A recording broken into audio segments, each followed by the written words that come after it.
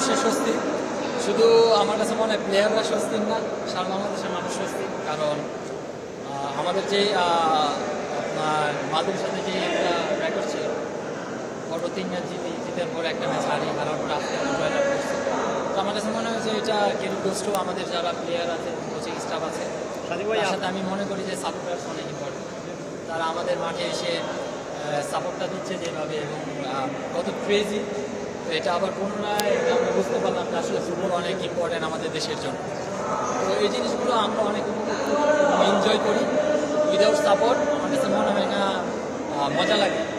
আপনি যখন খারাপ করবেন তারা অবশ্যই খারাপ করবেন, যখন ভালো করবেন তারা ভালো দেবেন, তারা অনেক খুশি হবে।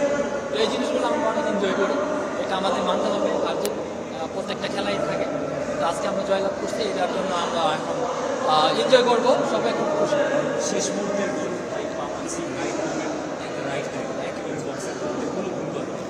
এখন আপনাদের ড্রেসিং রুমের এনজয়মেন্টটা না, সবাই খুব এনজয় করছে সত্যি কথা। কারণ আপনি আপনার দেশের মাটিতে আপনি জানেন যে মালদ্বীপ আমাদের দিকে ভালো পারফরমেন্স এখন নাই।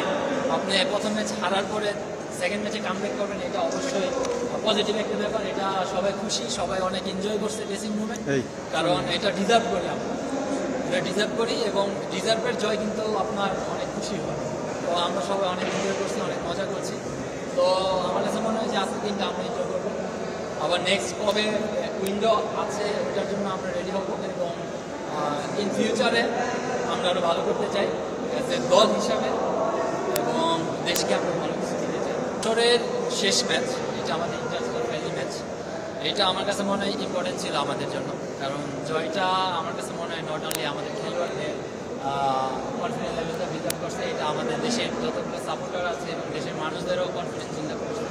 কারণ তারা এখন আমাদের নিয়ে আরও বেশি মানে প্রত্যাশা তাদের বেশি থাকবে, এবং আমরা যেন আগামীতে আরও ভালো করতে পারি এবং ম্যাচগুলো ভালো রেজাল্ট করতে পারি। এটা আমার কাছে মনে হয় আমাদেরও অনেক ইন্ডিভিজুয়াল এবং কালেক্টিভিটি অনেক রেসপন্সিবিলিটি থাকবে, যেন আমরা দেশকে আরও ভালো জায়গায় নিতে পারি।